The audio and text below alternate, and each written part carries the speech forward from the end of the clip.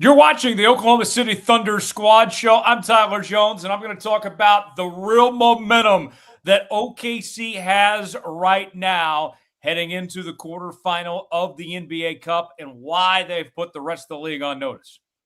I'm Rylan Stiles. I'm going to tell you why Chet Holmgren is still an elite rim protector despite his block rate going down. I'm Jeremy Lamb. I'm going to talk about the team and how great they play without SGA. This is Locked On's Thunder Squad Show, the twice-a-week show where Thunder talk gets real. No filters, no fluff, just raw takes, sharp opinions, and straight-up passion for the game, the way only Locked On Podcast Network knows how. Let's drop some dimes and squad up. The Thunder Squad Show starts now. What's good, everybody? Welcome in to another edition of the Thunder Squad Show. Happy Tuesday. Tyler Jones, Rylan Stiles, Jeremy Lamb here with y'all. And before we go any further in the program, today's episode is brought to you by FanDuel. If you want to be right in the middle of the action this season, visit FanDuel.com and place your NFL Live bets all season long. Guys, we got a lot to discuss on the show. From the NBA Cup about to get started with the quarterfinals.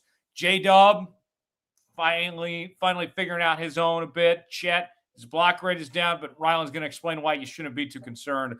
And then the Thunder were without the league MVP, SGA, on Sunday night against the Jazz, but that appeared to be no problem as they thrive without him. We'll talk about some of the individuals in just a bit. Before we dive too forward into today's show, we got all parts of the country covered today, as I've been in Los Angeles all this week. Rylan, of course, holding things down in Oklahoma City. And Jeremy, you got something cool going on in New York with your alma mater, with the UConn Huskies this evening, right? Yeah, we UConn play at the Garden tonight. So I don't even know who we playing. I'm just going to support. And we're going to have a good time. And I get to see some familiar faces, a lot of coaches, and some of the young players that I've known for a while. So, yeah, we out here in New York, and it's going to be fun. I love that. It's going to be cool to see for you. And, let's see if the Huskies can get it done. Dan Hurley and company got a very good squad entering this 25 through 26 campaign, it would seem. Guys, let's talk about the Oklahoma City Thunder of where they're at this week. It has been just a whirlwind, right? Of the way this team has played in every way imaginable. A 15-game winning streak right now, tied for the longest in franchise history. They have lost a grand total of one game so far this year, that being at the hands of the Portland Trailblazers. And at the moment, they are on pace to win 78 games, which would be the NBA record. It would break the Warriors record by 3 whole games if they were able to do just that. And now you head into the NBA Cup. And, I would say that when I look at this Thunder team right now, the only thing that can stop Oklahoma City is themselves at this point. I mean, you look even with the injury bug they've dealt with. Without SGA for the first time on Sunday, they were fine. Without Jalen Williams for a while, everything's good.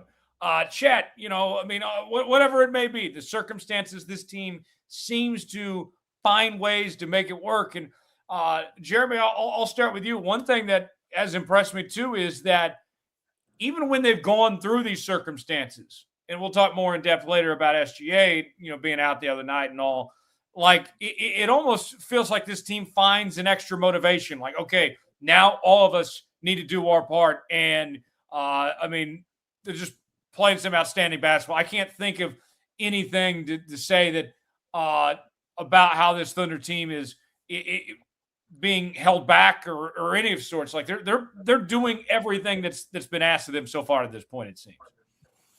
Yeah, coming into the season, you try to warn the guys, look, are you going to get everybody best shot? They are, the champions. People going to come in and try to take your head off. Y'all are the 100 now. And now you watch the games, and it really just doesn't look like they're being hunted. It still looks like they're hunting people.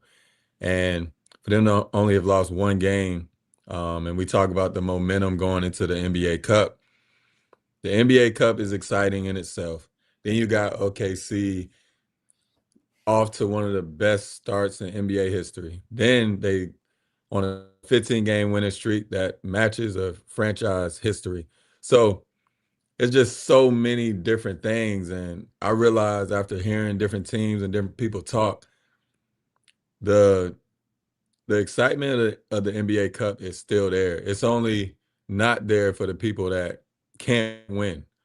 The people that haven't won or, can't win the NBA Cup, they're like, it's just the NBA Cup. Who cares? We want to do bigger things. Man, people that's playing in it are excited. Everybody wants the money. Everybody, when they get in those lines, it's like, it's time to hoop. Like, you're not going to look at it and be like, oh, just the NBA Cup. So for them to have all that momentum going into it, again, they lost last year. I know that still stung. And you could tell how they play. They're just a hungry team. They want to win. So going into it, I mean, with all the momentum, it's got to be exciting for fans, definitely their fan base, but their team as well, their organization, and it's going to be exciting. Oh, no question about it. And Rylan, I'll turn to you next. When we look at where Oklahoma City is at, we mentioned the momentum being there. You're coming off an NBA championship.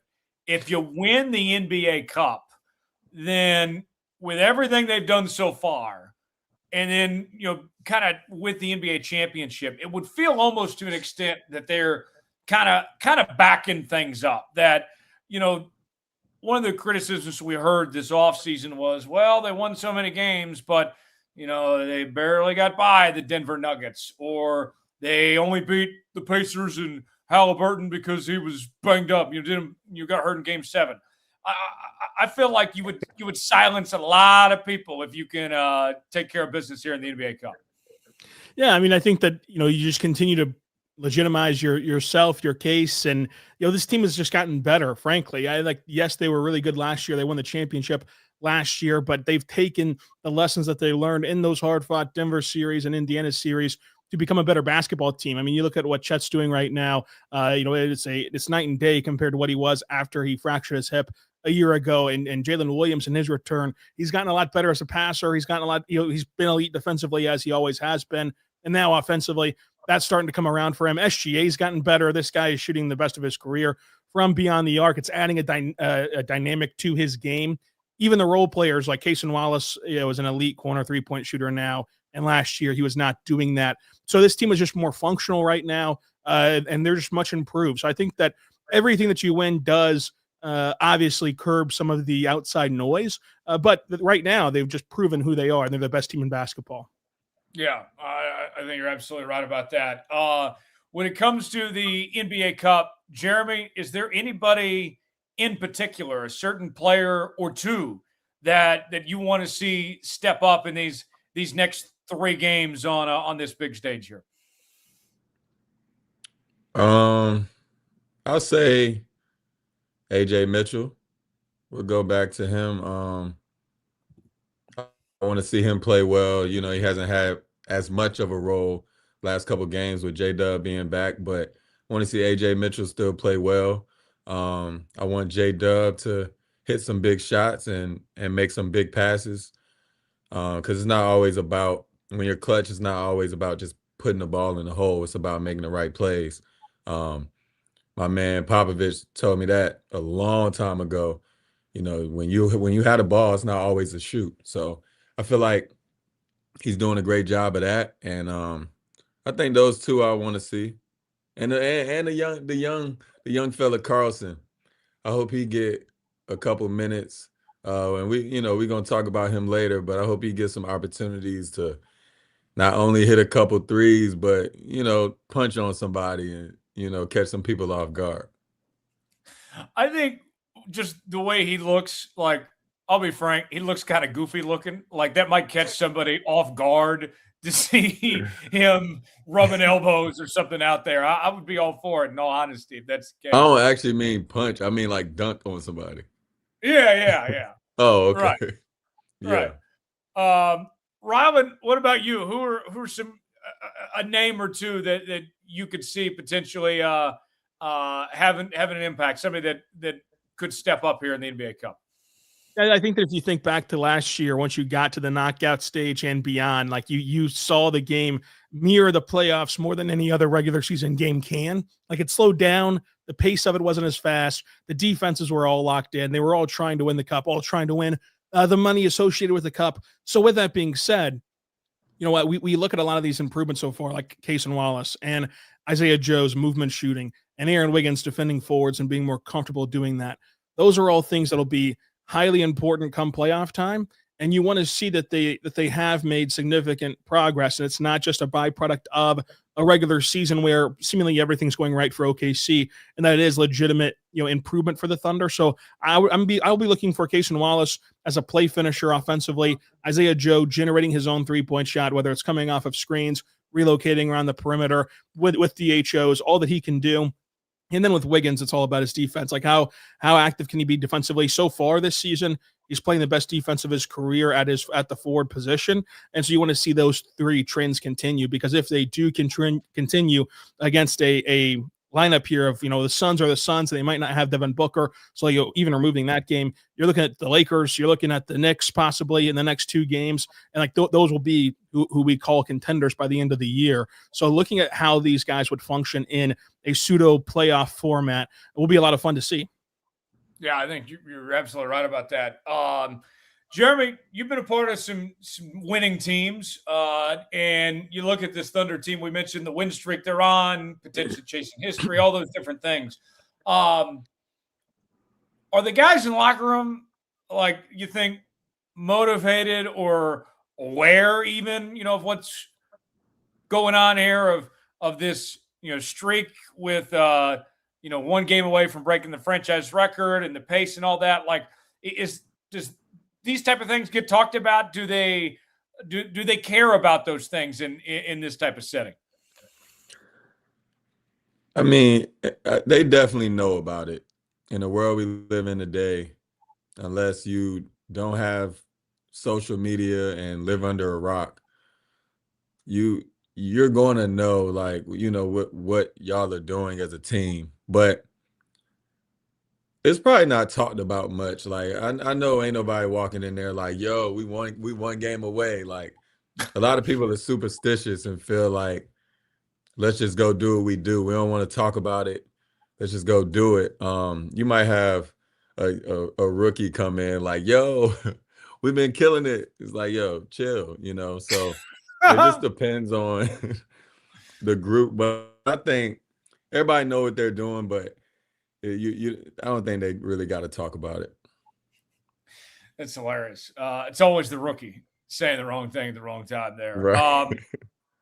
Rylan, for this Oklahoma City Thunder team to break the franchise record potentially with a win against the Phoenix Suns, you talk about timing. You beat Phoenix, you move on to the NBA Cup semifinals, and you set the franchise win record for a streak here. I mean, that would be something else if they, basically kill two birds with one stone. Yeah, I mean, this would be really impressive to set the new record in franchise straight wins, and then to match the Warriors 24-1. And if you can keep winning, of course, then you can surpass it. So I think that when you look at this, the team, I think, is aware of how much success that they're having. But I don't think that they let that kind of influence them. I mean, they say all the right things. They approach the games the right way, from like the way that you see them attack even Utah on Sunday. I think that they're going to be able to accomplish that goal. I think they're going to be able to beat the Suns, and they're going to have that accolade. And then now you're looking at a team that gets another challenge of, you're going to go on, if you win on Wednesday, on Friday, you're going to be surrounded by a swarm of media at NBA Cup semifinals media day in Vegas. They're all going to be asking everyone about the win record, everybody about the winning streak, and you're going to have to kind of deal with that and then go play a game the next day. So it could really be a nice developmental opportunity for this team. Yeah, very well could be. We'll see. Jeremy, last thing, then we'll move on from this. You take on Phoenix here, and I'm looking at this Phoenix Suns team. They're not supposed to be here, right? They aren't that good on paper, if we're going to be frank. And now they're here. But with that said, like, Jeremy, that's not a team to be taken lightly by any stretch of the imagination. I mean, they've earned their way here for a reason. Absolutely. They got some hoopers over there. even without Devin Booker, they got the young guard Gillespie. He's been playing well. They got the big guy Mark Williams, and then they got Dylan Brooks, who's a leader, who's the heart of the team. So when you watch them play or you see them on paper, it's like, they don't really got nobody, but they got people who play well together, and also Grayson Allen, he's a great shooter. It's just they got some good pieces together, and they just been really finding ways to win games maybe that you might say they shouldn't or you thought they wouldn't. But, chemistry, and when people play together and they're tough, it goes a long way in the league. The league it's hard. You playing 3 games a week at times, back-to-backs. You playing on Tuesdays, sometimes you don't want to play. So if you got a team where they're going to play no matter what day it is, how many games you got, whether it's a back-to-back, people playing through injury, people playing together, they doing their thing. So, you might be surprised, but if you really look at it, you wouldn't be. Jeremy, I got one more thing before we go to break. Maddie writes in, Jeremy, are you going to get holiday nails? Absolutely. And I'm going to go all out, and I cannot wait. Yes. Holiday nails on the way for sure. Okay. We still got the same ones as last week right now? Yeah. I was a little lazy this week. I got to get some more. Okay. We'll keep tabs on that. Oh, see and last thing. Yes. Last thing, this is switching the subject. I was talking about the rookies coming in, not knowing what to say and stuff. At the end of the show, I got a story about when I was a rookie and I walked in and I said the total wrong thing. So remember that. Keep that on your mind. That's what we call a tease in the biz, ladies and gentlemen. We will take a quick time out. When we come back on the other side, let's talk about JDub, Jalen Williams, finally breaking out, looking like he's in midseason form. We'll explain more ahead here on the Thunder Squad Show. Don't go anywhere. Thunder Squad Show rolls on. NFL Sundays move fast. One big play, and suddenly everything feels different. That's what makes live betting with FanDuel so exciting. You're not just watching the game, you're reacting to it in real time. With FanDuel, you can place bets as the action unfolds, every drive, every momentum swing, every highlight moment. Live betting is best when the game starts to shift. A receiver gets hot, a defense tightens up, or the momentum flips after a turnover. FanDuel lets you jump into the moment. Live spreads and money lines adjust instantly. Player props update as guys heat up. You can bet the next touchdown scores, drive results, totals, and more. And it keeps you locked into every snap, every drive, every possibility. So if you want to be right in the middle of the action this season, visit FanDuel.com and place your live NFL bets all season long. FanDuel, the game moves fast, and so can you. Check out FanDuel, proud partner of the Thunder Squad Show today. Thunder Squad Show continues here, part of the #1 sports podcast network. That's the Locked On Podcast Network. Tyler Jones, Rylan Stiles, and Jeremy Lamb back here with you on this Tuesday afternoon. Appreciate you guys spending your day with us. Thanks for making the Thunder Squad Show your first listen of the day, and thank you for making Locked On the #1 sports podcast network. You already live your team every day, so now take it up a level and go ad-free.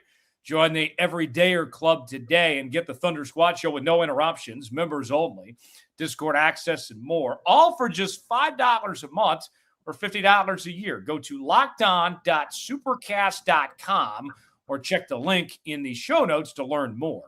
Thank you for making the Thunder Squad Show your first listen of the day, and thank you for making Locked On the #1 sports podcast network. If you're a true diehard Thunder fan, the Everydayer All Access tier is built for you. You'll get one-on-one text access with me, all access episodes, an exclusive newsletter, and a 15% discount to the Thunder Locked On merch store. Head to lockedonthunder.supercast.com to join the Everydayer Club and unlock all access. You can find the link in the show notes. Check them out there. Appreciate that being on board here in today's show. All right, guys, let's talk about JDub now. 25 points against the Utah Jazz. Rylan, I said this last week. Those first few games he was back, he wasn't bad, but he just wasn't his normal self. And then we saw on Sunday that was the JDub we've come to expect, and it came at a good time too with no SGA.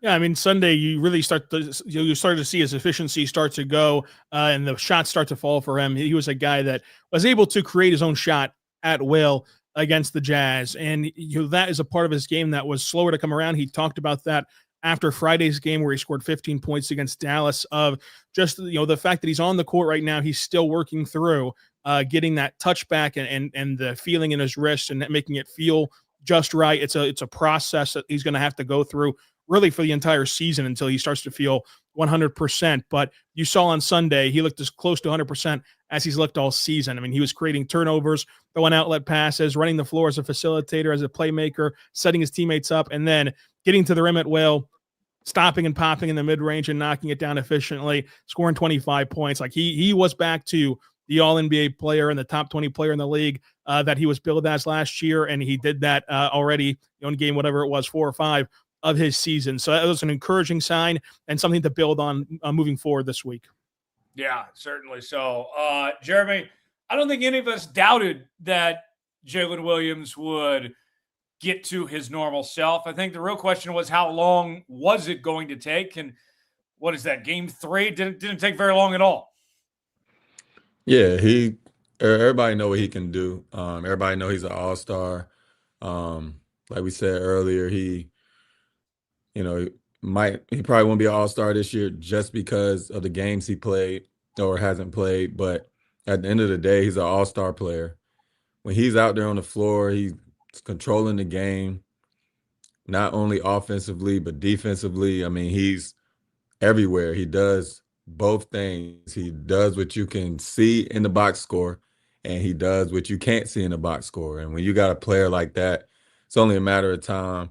And with him, he getting his legs back on defense is huge, because offensively is a rhythm. Sometimes, it's more finding a rhythm, where it's getting your legs back defensively, getting through screens, boxing out, keeping your man in front of you. Those are the things that I feel like has been doing great. And, sometimes you come back, you're a step slow, not only physically, but mentally as well. Sometimes you're not taking those shots or, busting through those screens like you used to, because it's a mental game as well. But he's ahead of the curve, I feel like, on both ends. And just to see it this early, plenty of games just to get his rhythm, get his win, get his feel back, you got to be happy for it. So, to see him come back and score 25 and get people involved, I'm not surprised. But like you said, Tyler, it's like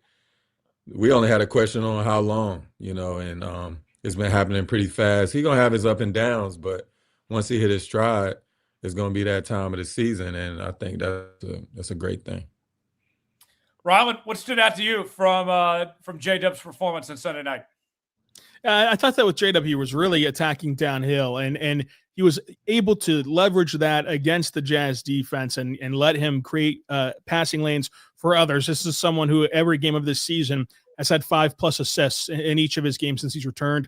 And you're seeing how defenses are really scouting for him and preparing for him, and it's letting his other teammates eat off of him. And so I think that was great. But man, I mean, the fact that he really got the efficiency back. This is a guy who's built upon being a super efficient player and had not been at any of the 3 levels up until Sunday. And so that getting that back is a good sign that as he returns from this wrist injury, he's going to just naturally gain comfortability with playing again. And we talked about it all the last couple of weeks of, like, even though he's back on the court and even though he went through an extensive rehab process and did all the work, there's no work that can simulate playing in the NBA, playing against NBA defenses at this speed. And now that he's gotten a few games under his belt, you're starting to see him return to form. And the most interesting part was that he and Chet really worked off each other very well. Both those guys had 25 points in that game. They set each other up in a big way. And I think that whenever you are looking at this team, they are just more cohesive in the half court. And a lot of that is with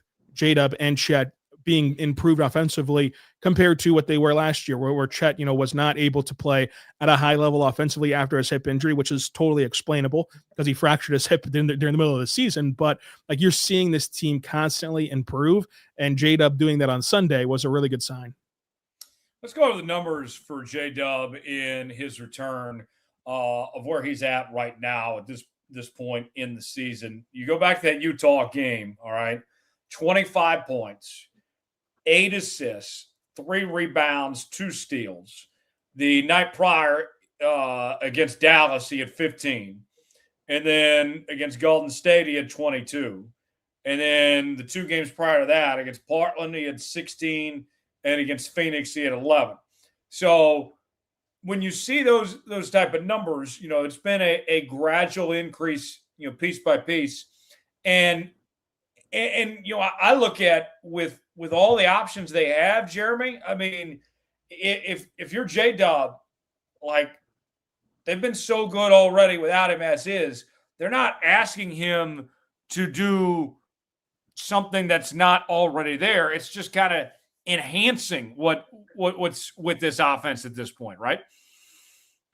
Yeah, but it's like he adds a different element to it. It's like you see how good they started, and it's like, AJ Mitchell playing super well, Wiggins playing super well, but it's AJ Mitchell can't do what Wiggins can do. Wiggins can't do what JDub can do. JDub might not be able to do what AJ can do. It's just so many different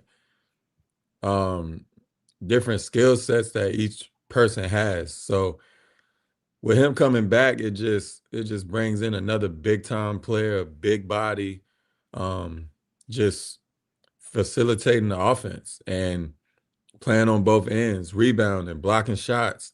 Like, some of the passes he's made this year, I think the game is slowing down a little bit for him because he wasn't making those passes last year. So I just think, him coming back, yeah, people might say, you might not need him, or, just let him rest a little bit. But at the end of the day, like, you kind of forget about people sometimes when you don't see them in front of you. But now that he's back in front of us, it's like, okay, we remember how big time he is. And I just think it was a blessing in disguise because other people had chances to get more reps and they could develop and really, play alongside Shai or Chet and get those reps, because you can't always get that in practice or whatever it is, pick up whatever it is. But now it's like, man, with him back, it's just a well-oiled machine, and he just got in and just did his thing. They just asking him to be him. Yeah. I tell people all the time, no one's better at being you than you. And Jalen Williams, he knows himself better than anybody else, and he's doing a great job, and glad to see him back to his old self again as far as that goes. Rylan, with Jalen Williams here, what are you expecting to see? I think, like, what comes to mind for me as well, he took so much heat and so much criticism in the NBA playoffs last year with some of the games where he was underwhelming of sorts, and there was some fair criticisms. I would think that maybe the NBA Cup, with him missing part of the season and knowing what people were saying last year, Rylan, could you see him maybe kind of playing with a chip on his shoulder, kind of taking things personally of sorts? Yeah, I think that when you look at JDub, like, he does have a chip on his shoulder and he does play with a lot of emotion. And you kind of go back to last year, Game 6 against Denver in Denver was the worst game you've ever seen JDub play. And he knows that. And, that's not speaking out of turn. However, you look at his numbers from that date forward, including the 40-point game in the finals, he was a completely different player. And I think that a switch did flip for him, where he started to play more aggressive. He started to get to the free throw line more. He started to be someone who took charge of these lineups with his prowess downhill, getting to the rim. And he just played more aggressive in that stretch. And you saw that aggression come back on Sunday. And I think that this will be another opportunity to make a statement. But he had, like, already responded positively to that criticism after Game 6 against Denver, and that was already a big step for him. Again, to have 40 points in the finals on the road is nothing to sneeze at there after that horrendous game against Denver in Game 6. It's about consistency, and for him, it's about generating free throws, which he does in a different way than most players. He does it by just simply being relentless to the rim and using a strong gather and using his body to just go up with force to where you have to either let him have 2 easy points or foul him. You want to see all those things come back to him at one time here this week during the NBA Cup, and you've seen flashes of it since he's returned, but he's clearly still working himself back into the flow of the NBA. So this is a huge opportunity for JDub. Yeah, it is. It's a big opportunity. I think that he's going to rise to the occasion, and can't wait to see how it all unfolds. Guys, we're already halfway home here on the Thunder Squad Show on this Tuesday afternoon. Coming up, we will talk about Chet Holmgren. His block rate is down, but my guy Rylan Stiles says there's no need to fear.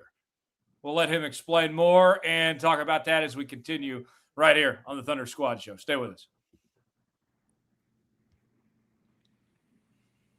Thunder Squad Show continues here on the Locked On Podcast Network. And I got to tell you about Mint Mobile, folks. Mint Mobile, fantastic. If you don't know about Mint Mobile, well, that's where we come in. You know, there's no reason to let big wireless drain your wallet, especially during the holidays. Right now, Mint Mobile is running their best deal of the year. All of their unlimited plans are 50% off. That means you can lock in 3, 6, or even 12 months of unlimited premium wireless for just $15 a month. It's the easiest way to take your overpriced phone bill and give it the full Scrooge treatment. And that, folks, it's what makes this even better is how simple Mint makes the switch. No contracts, no nonsense, just real savings and real quality service. Switching to Mint lets you keep your same coverage at a lower price. Setup takes only a few minutes. You can bring your own phone and number without any issues. The service is fast and super reliable, even on the go. It feels good knowing you're not overpaying just to stay connected. Turn your expensive wireless present into a huge wireless savings future by switching to Mint. Shop Mint unlimited plans at mintmobile.com/LockedOnNBA. That's mintmobile.com/LockedOnNBA. Limited time offer, upfront payment of $45 for 3 months, $90 for 6 months, or $180 for 12 months. Plan required, $15 a month equivalent. Taxes and fees, initial plan term only. 35 gigabytes may slow when network is busy. Capable device required. Availability, speed, and coverage varies. See mintmobile.com for details. Mint Mobile, proud partner of the Locked On Thunder Podcast Network. Thunder Squad Show continues. Tyler Jones, Jeremy Lamb, Rylan Stiles back here with you now. Let's start with you, Rylan. Let you lead the way here. Chet Holmgren, he's off to a great start to this season, folks. If you haven't been paying attention, what are you doing with yourselves?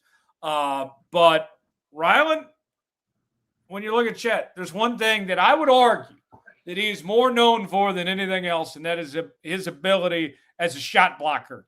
And with all the things he's doing so far in the start of this 25 through 26 campaign, the shot blocking has gone down a little bit, but you say there's no cause for concern. Explain why.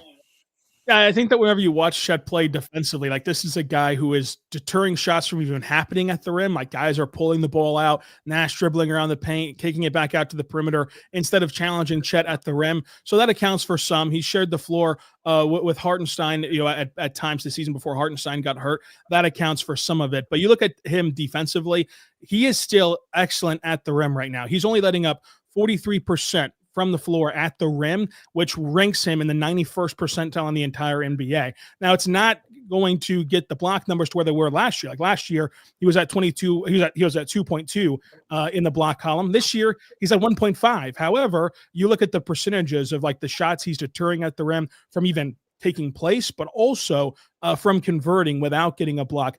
it is exceptional. Like last year, speaking about Chet, when he had the higher block numbers at the rim, he let up 49% at the rim and in the 85th percentile during last year's campaign. So it's about how you kind of want to look at this. I think that you're seeing a clear and obvious direction from opposing players to not want to go into the paint, and that's let the Thunder control the paint, being that they oftentimes will trounce the other team in points in the paint each game, where the Thunder have a ton and the other team doesn't have much of any, and it's all because of Chet Holmgren's steal, and the numbers reflect that beyond just the raw block numbers.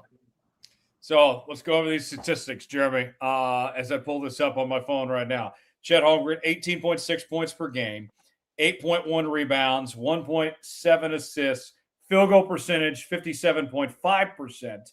And then that block number that we mentioned, that Rylan mentioned there, 1.5, down from his career number of 2.2. Jeremy, you have been singing the praises of Chet, probably as loud as anybody, I think, that talks about the Thunder on a regular basis. The block number down a bit, I would think for you, Jeremy, that's not a concern at all. Well, first of all, Rylan makes a great point. When I was in the league and it was a good shot blocker, we used to say you drive to pass. Now that he's on the scouting report, it's been another year. You see how great he is. I guarantee you the other team is saying, yo, if you trying to take floaters and try to finish over them, it's not going to work. So people are driving to pass the ball. Hit, dump off to the big man, or, hit their shooters on the threes. So that's one thing. But also, as I watch the games as well, the Thunder don't let anybody in the paint. So you got to work so hard to get by Cason Wallace, Lou Dort, Wiggins, Shai. And if you happen to get by these people, then you got to meet him. He's not getting as many chances because they're keeping people in front of him. It's just, if he's guarding a big man who's around the perimeter, they might end up getting to the rim and getting a layup because they're trying to take him out the paint. But it's just an attest to the team and how much better they've gotten defensively on the perimeter, because you watch the games, they go quarters without letting people in the paint. They chugging up threes, turn the ball over. Like, he don't got as many opportunities, but he is altering shots. He literally not, like, people don't want to shoot, So I like that it's down, and I like that his scoring average is up 3 points. Last year he averaged 15 points. Now he averaging 18. You see the increase, and so I don't know. He's still making a huge impact defensively. It's just not resulting in block shots.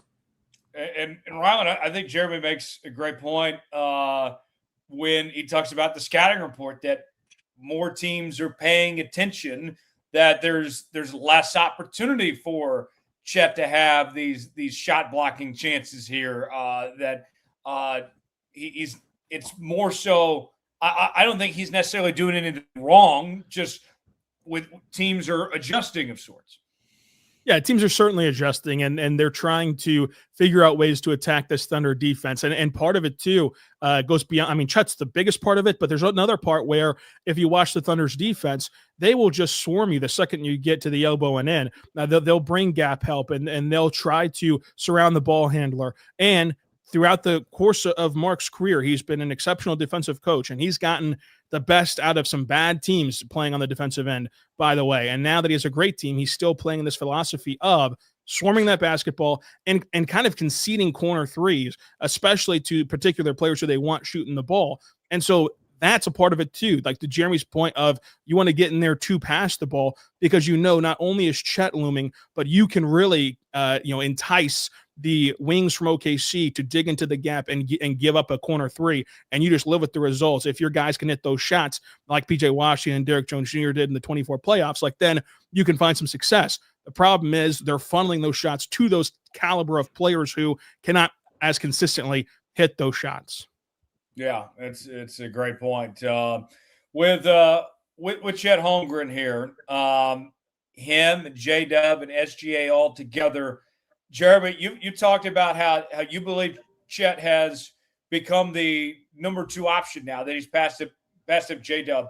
Is there anything that he necessarily needs to do to kind of make sure he holds his ground as that number 2 guy over JDub? Is there some competition within the building between these two potentially for that? I wouldn't say. Well, I'll say it's a healthy competition.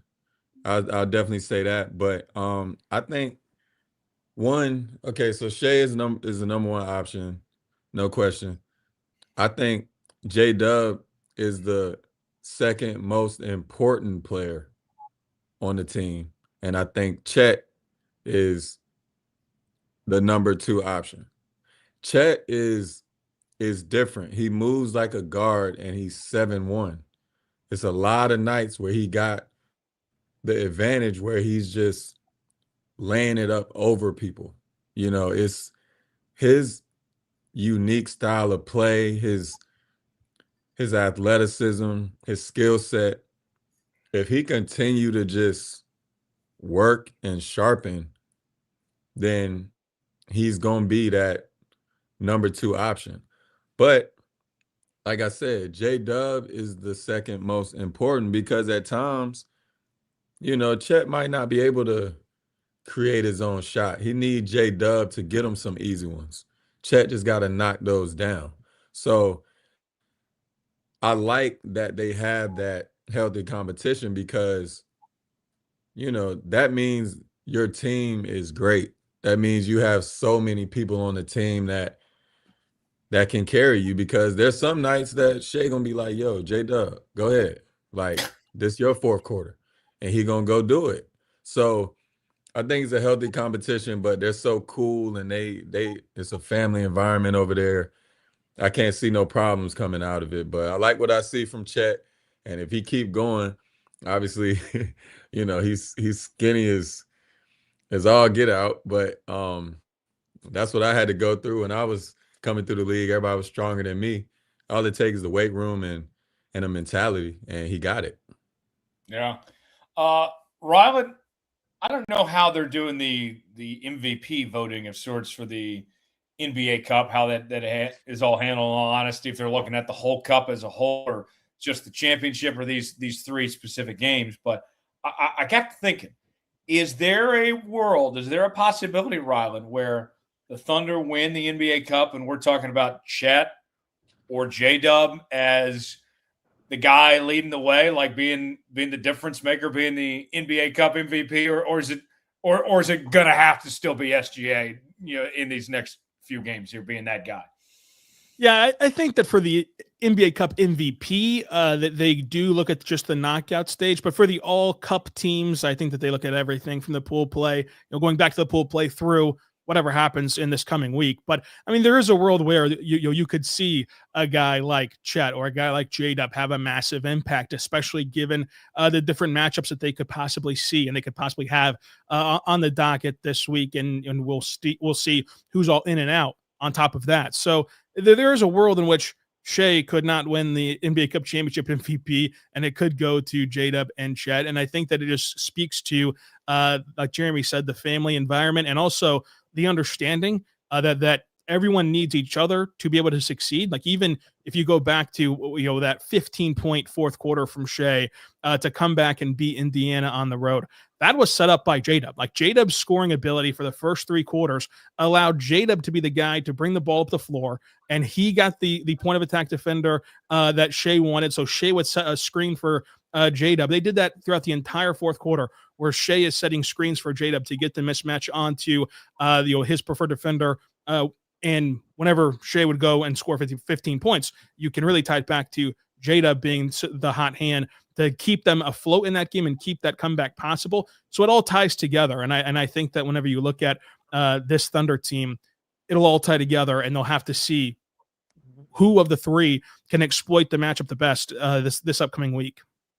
Yeah, we'll see how it all plays out. But folks, no need to be concerned on the block rate for Chet. He's doing just fine, and this team is thriving, and he's having a great start to the season.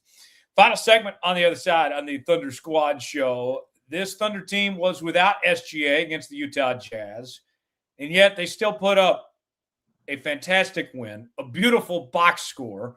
We'll dive into some of the specifics of that and some players that stood out as we continue here on the Thunder Squad Show. Stay with us.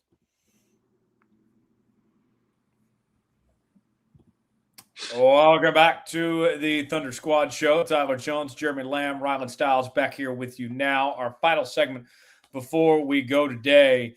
And guys, let's talk about what the Thunder did on Sunday against the Utah Jazz. No SGA, no problem. They win 131-101 to advance 23-1 on the season. But when you take a look at the box score and go over some of the specifics, this is, to me, is what's fascinating. You had 25 each from Chet Holmgren and Jalen Williams. Both of them were very good. But then, Dang had 14. Carlson had 13. Williams had 11. Wiggins had 19. On top of, 6 from Wallace, 7 from Mitchell. This was a well spread out affair of what the Thunder did to get everybody involved. You're without your best player, but it didn't matter. Rylan, let me start with you on this one here with what we saw from Carlson and Williams specifically. That was, for me, that was a welcome surprise to see both those guys in double digits point-wise. Yeah, I think that Carlson had that electrifying first quarter. He had 11 points in 2 minutes and was shooting 100% in the opening frame. So with Carlson, that's kind of been the MO of his career, of a 7-footer who can stretch the floor as a three-point shooter. If that three-point shot is falling, it kind of opens up his offensive game, especially as a roller off of that. So it was good. I mean, like Ousmane Dieng, for example, being able to have a game like that where he's hitting sidestep threes and he's scoring in double figures. This is someone who was a lottery pick, and it hasn't quite gone his way at the NBA level, but he's put in a lot of work in the G League. He's put in a lot of work behind the scenes to try to make it work at the NBA level. And when anyone has a game like that puts in that many hours behind the scenes, you just have to feel good for them. So it was one of those kind of feel good games to see guys like Carlson, guys like Oos, having their opportunity. Yeah, I think you're right about that. Jeremy, let's talk about those two guys that we mentioned there, Carlson and Williams, both in double figures. I was impressed with each of them. What did you think? Yeah, for sure. I mean, people try to downplay it and say, oh, it was just Utah and, oh, whatever, they're not that good. At the end of the day, it's the NBA, and they was playing on the road, and it's not easy to do that when you haven't been playing, big minutes. 1, 2, you're playing on the road, and you're still playing the NBA team. Yeah, they was without Shai, and when you get guys coming off the bench like that, it just shows how deep your team is. It just, when you see Carlson down there trying to dunk everything, and because sometimes you play with big guys who don't want to dunk. You always telling them like, yo, you right there, dunk the ball. Him, you don't got to tell him that. He's trying to dunk everything.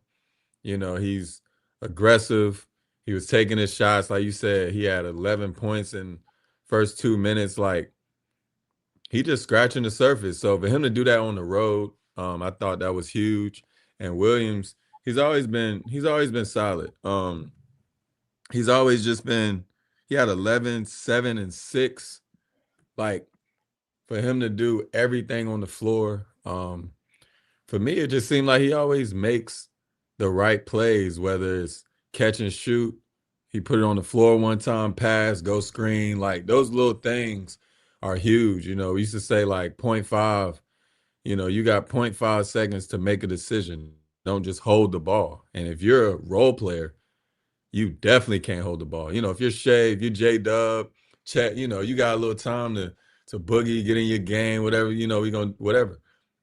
A role player like that, for him to know, like, look, quick decisions and to make the right decisions, right passes, it was good. And like I said, to be on the road, to come out with a big win, without your star, every win counts, no matter how big, how small, especially in the regular season.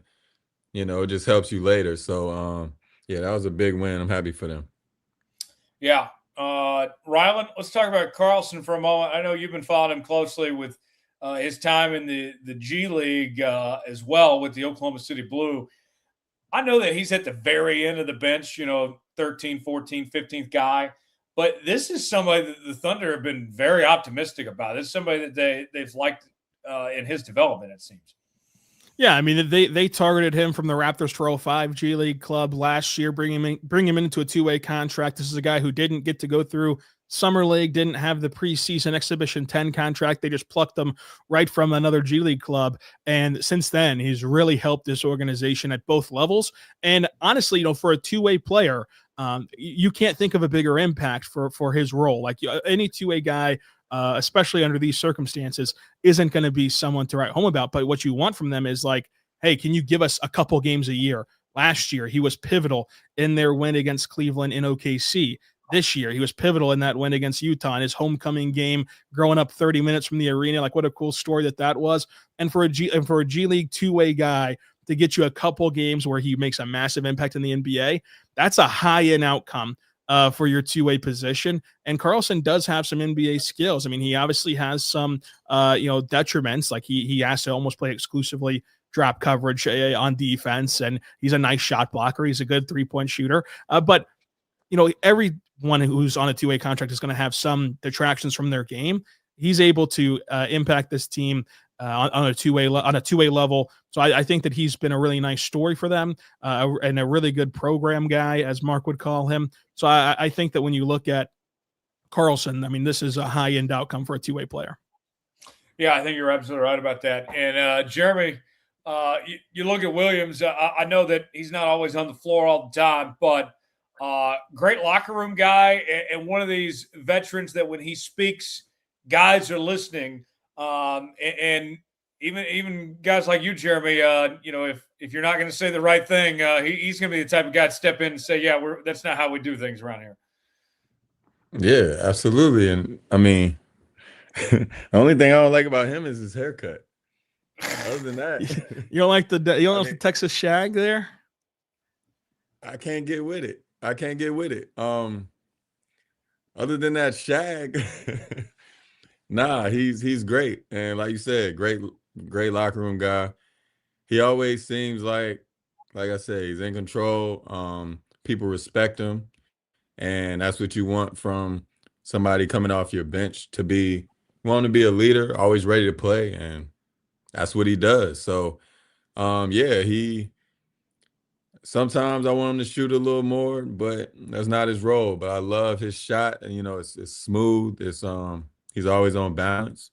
But like you said, yeah, he's somebody great to have in the locker room. And hopefully we can get a barber over there and, we'll see. Okay, Jeremy, I got to know. We mentioned, guys like Kendrich, or keeping young players like you in line. What was the thing that you said that didn't go over so well as a young player? Oh yeah. So we in the locker room and we chilling, and I wasn't keeping up with the schedule. I didn't really know like who we was playing next game. I knew I wasn't playing, so I was just stressed about, all right, how I'm gonna get through this workout, how I'm gonna get through this practice, whatever.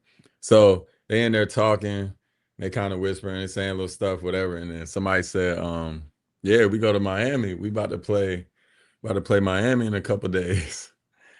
And I was like, oh, and I was a rookie. I said, oh, we about to play King James? Oh, Jeremy. I said King James, and Perk said, what you say? And I ain't really know what I said. I was like, yeah, y'all said we about to go to Miami. We about to play King James.